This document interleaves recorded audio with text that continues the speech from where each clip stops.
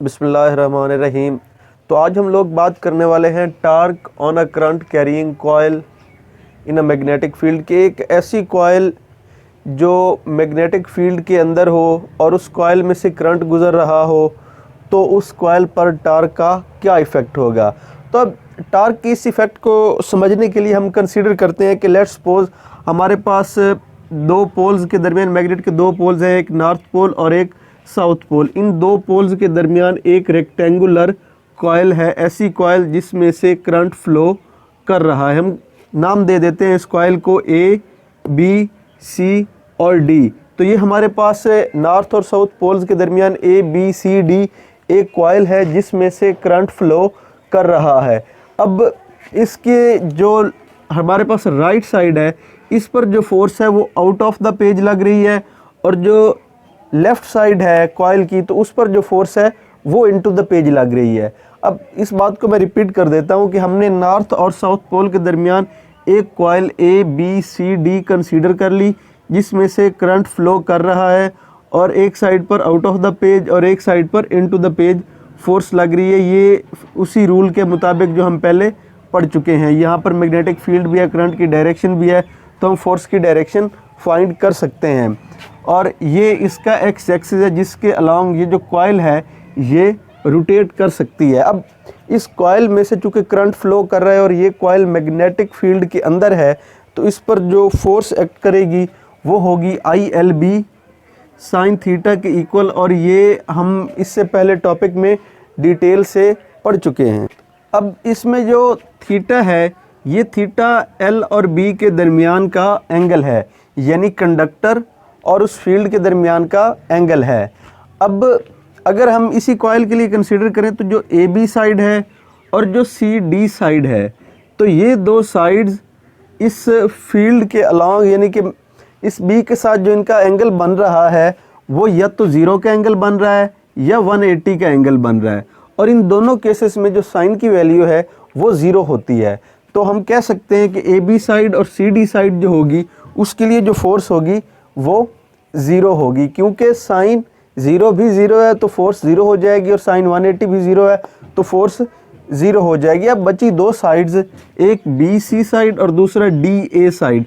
अब इन दोनों के केस में जो फील्ड से उनका एंगल है वो 90 का बन रहा है, और जब फील्ड का एंगल 90 है, दोनों का एंगल सेम बन रहा है, तो हम कह सकते हैं कि लेट्स सपोज इस पर जो फोर्स है वो F1 है, वो इक्वल होगी फोर्स 2 के, क्योंकि दोनों का एंगल सेम है।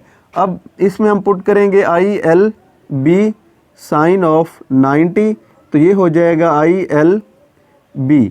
अब साइन 91 हुआ तो ये उसकी मैक्सिमम वैल्यू आ गई।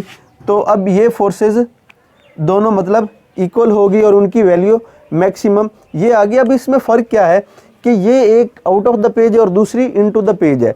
दोनों फोर्सेस इक्वल है लेकिन उनकी डायरेक्शन अपोजिट है। तो दो फोर्सेस जो इक्वल हैं लेकिन डायरेक्शन में अपोजिट हैं, तो इनके इस कपल इफेक्ट की वजह से टार्क क्रिएट होगा, और टार्क क्रिएट होने से ये रोटेट करना शुरू होगी। तो इन्हीं के इसी कपल इफेक्ट की वजह से टार्क क्रिएट होगा।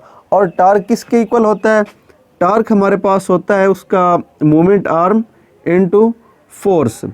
अब फोर्स की वैल्यू तो हम निकाल चुके हैं। मोमेंट आर्म की अगर हम बात करें तो लेट्स सपोज हम करते हैं जो इसका मोमेंट आर्म है वो लेट्स सपोज A है।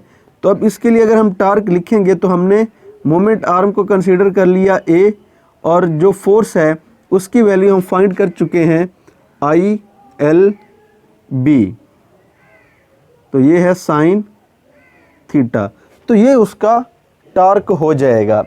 अब अगर इसी चीज़ को हम गौर से देखें तो अब ये हमने कंसीडर कर लिया, तो ये इक्वल है मैक्सिमम के केस में, तो ये हो जाएगा AILB साइन 90 हमारे पास 1 है। अब यहाँ पर ये A है, ये भी उसकी एक साइड है, और ये L भी उसकी एक साइड को रिप्रेजेंट कर रहा है। तो लेंथ इनटू लेंथ, तो ये उसका क्या बन जाएगा? ये उसका एरिया बन जाएगा। तो ये हो जाएगा IL और ये उसका साथ में एरिया। तो ये टार्क इसके इक्वल है। अब टार्क की यही वैल्यू होगी जो अब हमने फाइंड कर ली है, लेकिन ये सिर्फ उस सूरत में जब तक जो मैग्नेटिक फील्ड है वो प्लेन कॉयल के अलॉन्ग होगी। लेकिन जब यही कॉयल उस मैग्नेटिक फील्ड के साथ कोई एंगल बना रही होगी, लेट्स सपोज कि अभी ये कॉइल ऐसे में है तो ये रोटेट हो जाती है। लेट्स सपोज ये उस कॉइल का अपर व्यू हम ले लेते हैं, ये उसका सेंटर पॉइंट है, तो अब इस साइड से इनटू द पेज है, तो लेट्स सपोज ये F1 को रिप्रेजेंट कर रहा है और ये F2 फोर्स को रिप्रेजेंट कर रहा है। अब क्या हुआ कि यहाँ पर ये कोई एंगल बना लिया इसने, पहले उस प्लेन के अलॉन्ग थी, इसकी प्लेन मैग्नेटिक फील्ड की अलॉन्ग थी, तब तक तो यही इक्वेशन सेटिस्फाई कर रही थी, लेकिन जब ये कोई एंगल बना रही होगी तब क्या हो जाएगा, तब इसमें, तो अब इसको हम लिख सकते हैं एंगल के लिए IL, बल्कि ये A और L जो था इससे हमारे पास ये एरिया बना था, तो ये हो जाएगा IBA, तो IB कैपिटल A।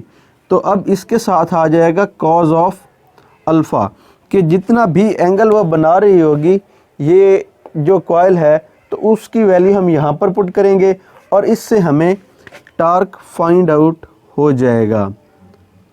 तो इस तरह ये टॉपिक कंप्लीट हुआ। इस बात को मैं रिपीट कर देता हूँ कि हम बात कर रहे थे कि एक ऐसी कॉइल जो मैग्नेटिक फील्ड के अंदर रखी हो उस पर टार्क क्या होगा, तो हमने कंसीडर किया कि नॉर्थ और साउथ पोल के दरमियान एक करंट कैरिंग कॉइल ABCD है जो एक्स एक्सिस के अलॉन्ग रोटेट कर सकती है। अब इसमें मैग्नेटिक फील्ड, करंट, इनकी डायरेक्शन है, तो हमने फोर्स फाइंड आउट की, तो ये आउट ऑफ द पेज और ये into the page F1 F2। तो अब हमें पता है कि जो फोर्स है उसका formula F = ILB sine of theta है। जो AB साइड है और CD साइड है इन पर एंगल की वैल्यू 0 180 बन रही है, तो फोर्स भी इन पर 0 है।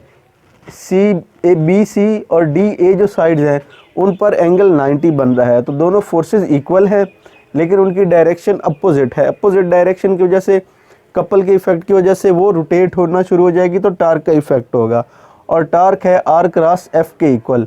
और यहाँ पर जो मोमेंट आर्म है वो हमने स्मॉल a कंसीडर किया, फोर्स की वैल्यू पुट की, तो ये भी एक लेंथ थी, ये दूसरी लेंथ थी, तो इनसे एरिया बन गया। क्योंकि रेक्टेंगुलर कॉइल है तो ये उसके एरिया को रिप्रेजेंट कर रहा है। तो ये हो गया IBA, टार्क इक्वल है IBA के, जब तक रेक्टेंगुलर कॉइल की प्लेन उस मैग्नेटिक फील्ड के अलॉन्ग है, लेकिन जब वो कोई एंगल बना रही होगी तो यहाँ पर कॉज ऑफ अल्फ़ा आ जाएगा और अल्फ़ा वही एंगल होगा, तो इस तरह हम टार्क की वैल्यू फाइंड कर सकते हैं।